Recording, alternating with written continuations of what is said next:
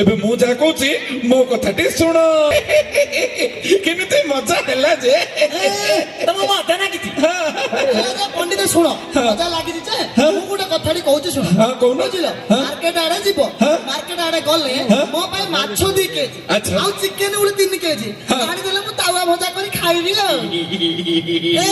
ବେଶୀ ଆଉ ଖାନାଲା ମୁଟି ଖାଇ ଖାଇ ଫାଟିଯିବୁ। ଏଇଠି ପଣ୍ଡିତେ ମୋ କଥାଟି ଶୁଣ। କହୁନ। ମୋ ପାଇଁ ଛତୁ କିଲେ, ପନିର କିଲେ, ଏପେଲ କିଲେ ଆଉ କମଳା 2 କିଲେ ଆଣିଦବ। ହଉ ଆଣିଦେବି ଆଣିଦେବି।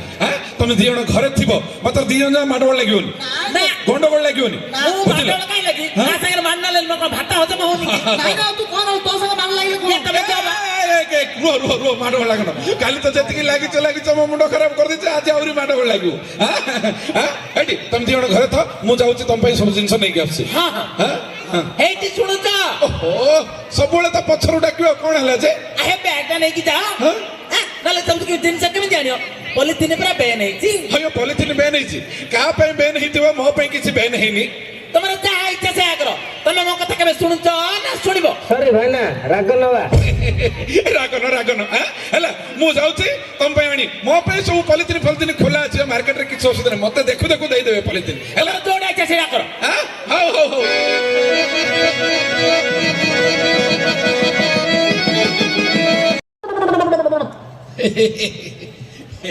ଆରେ ଆମର ପଶୁ ଡାକ୍ତର ଆଜ୍ଞା ଆଉ ରୋଜି ମ୍ୟାଡାମ, ଆପଣ 2 ଜଣ ଯାକ ଭଲ ଅଛନ୍ତି ତ?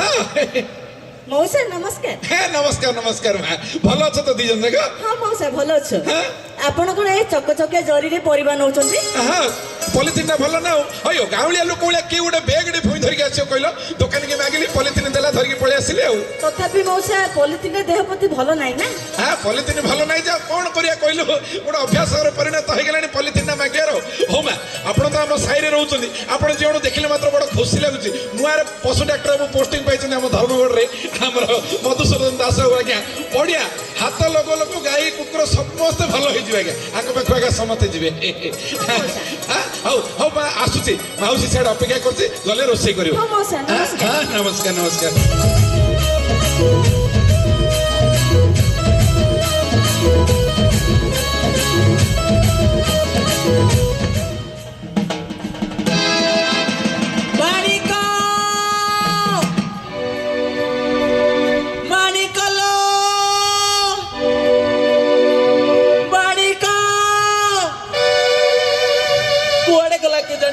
ସକାଳୁ ପହଞ୍ଚାଇ ଯେ ତାର ଦେଖା ନାହିଁ, ଦିନ ସାରା ସେ କିଛି ଖାଇଲେ କି ନାହିଁ, ତା ପାଇଁ ଯୋଉ ଚିନ୍ତା ମୋର। ମାଣିକ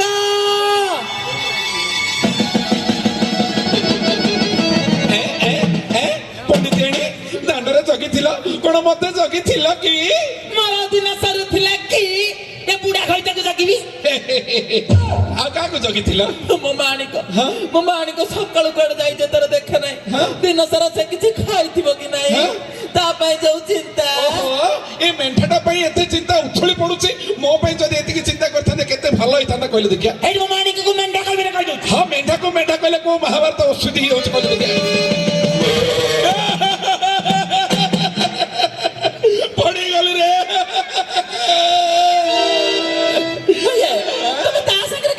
ମୁଁ କୋଉଠି ତା ସାଙ୍ଗେ ଲାଗିଲି କହିଲେ ଦେଖିଆ? ମୁଁ ତ ତମ ସହିତ କଥା ହଉଛି, ସେ ଆସିକିରି ମୋର ପଛପଟୁ ମାରିକିରି ଠୁକିନା ଫଟେଇଦେଲା। ମତେ ମାଇଲାନି ତ ତମକୁ କାଇଁ ମାଇଲା? ତମକୁ ମାରିବ? ତମେ ତାକୁ ଗେଲ ବସର କରୁଛ, ଖାଇବାକୁ ପିଇବାକୁ ଦେଇଛ, ଅଣ୍ଡଳା ଉଷା କରୁଛ, ତାକୁ ତମେ ଗେଲରେ ପାଳିଛ, ସିଏ ତମକୁ ମାରିବ? ତମେ ହେଲେ ତାକୁ ଟିକେ ଗେଲ କରୁନ, ଅଣ୍ଡଳା ଉଷା କରୁନ। ଇଏ ବାପା, ମୁଁ ତା ପାଖକୁ ଯିବି? ଖାଇଦେଲା।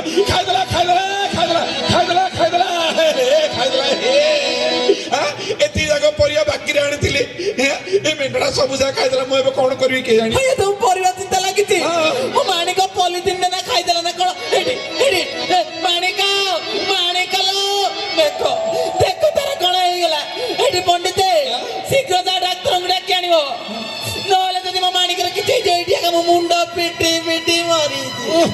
ମେଣ୍ଢାଟା ମତେ ମାରିଲା, ବାଇକିନର ମୋ ପାଇଁ କିଛି ଚିନ୍ତା ନାହିଁ। ଏ ମେଣ୍ଢାଟା ପାଇଁ ଦରଦ ଉଛଳି ପଡୁଛି, ମରିଯାଆନ୍ତା କି ତେଣ୍ଟା ଛିଡ଼ନ୍ତା ଗୋଟେ ଥରେ। ଯାଉଛି ଆଜ୍ଞା। ଗୋଟେ କଥା ମନେ ରଖିଥାନ୍ତୁ, ଯିଏ ବି ବାହା ହେଇଛନ୍ତି ଆଜ୍ଞା, ଘରେ ଯଦି ଘରଣୀ କଥା ଯଦି ଆପଣ ନ ଶୁଣିଲେ ତାହେଲେ ଘରେ ଖାଇବାକୁ ଗଲେ ମଧ୍ୟ ମିଳିବନି ଆଜ୍ଞା। ଯାଉଛି।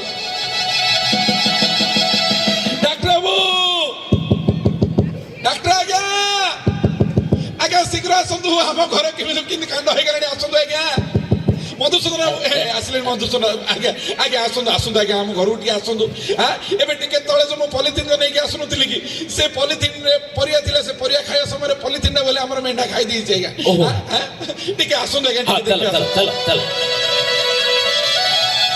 ଡାକ୍ତର ବାବୁ ଦେଖନ୍ତୁ ଦେଖନ୍ତୁ ମୋ ମାଣିକର କଣ ହେଇଗଲା ମୋ ମାଣିକର କିଛି ହେଲେ ମୁଁ ବଞ୍ଚି ପାରିବିନି ଆପଣ ଟିକେ ଶୀଘ୍ର ଦେଖନ୍ତୁ ହଉ ହଉ ଠିକ ଅଛି ମୁଁ ଦେଖୁଛି ମାଉସୀ ତମେ ଗୋଡ ଆଡୁ ଧରଲ ମୁଣ୍ଡ ଆଡୁ ଧର ରୋଜି ତମେ ଗୋଡ ଆଡୁ ଧର ଦେଖୁଛି ଧରୁଛି ଦେଖନ୍ତୁ ଶୀଘ୍ର ଦେଖନ୍ତୁ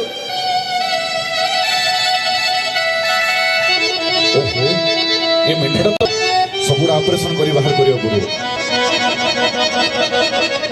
ଅପରେସନ କରି ବାହାର ପଡିଲା ଏବେ ମୁଁ ତାକୁ ଗୋଟେ ଇଞ୍ଜେକ୍ସନ ଦେଇ ଦଉଛି ସେ ଠିକ ହେଇଯିବ ମାଉସୀ ବର୍ତ୍ତମାନ ମୁଁ ଅପରେସନ କରି ପଲିଥିନ ବାହାର କରିଛି ସେ ଆଉ କିଛି ସମୟ ପରେ ଉଠିଯିବ ମୋ ମାଣିକ ଭଲ ହେଇଯିବ ତ ପରା ଡାକ୍ତର ବାବୁ ହଁ ଭଲ ହେଇଯିବ ମାଣିକଲ ମୋ ମାଣିକଲ ଧନ୍ୟବାଦ ଡାକ୍ତର ବାବୁ ଆପଣଙ୍କୁ ବହୁତ ଧନ୍ୟବାଦ ଆପଣ ଯଦି ଠିକ ସମୟରେ ନ ଆସିଥାନ୍ତେ ତାହେଲେ ମୋ ମାଣିକର କଣ ନାହିଁ କଣ ହେଇଯାଇଥାନ୍ତା ଆଜି ଏ ପଲିଥିନ ରାକ୍ଷସ ଆମ ଘରେ କଣ ନାହିଁ କଣ କରିଦେଇଥାନ୍ତା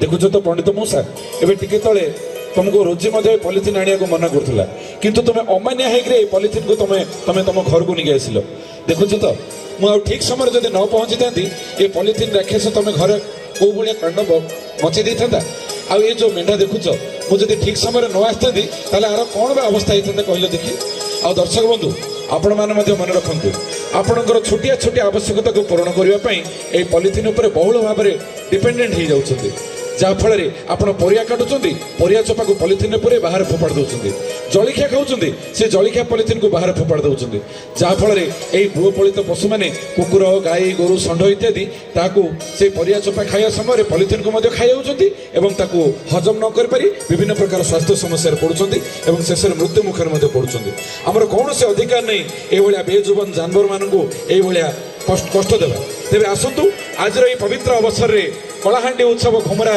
धर्मगढ़ महोत्सव में आम समस्ते शपथ नेबा कहीं सिंगल यूज प्लास्टिक आ पॉलिथिन व्यवहार करिया नहीं कहीं सिंगल यूज प्लास्टिक आ पॉलिथिन व्यवहार करिया नहीं कहीं सिंगल यूज प्लास्टिक आ पॉलिथिन व्यवहार करिया नहीं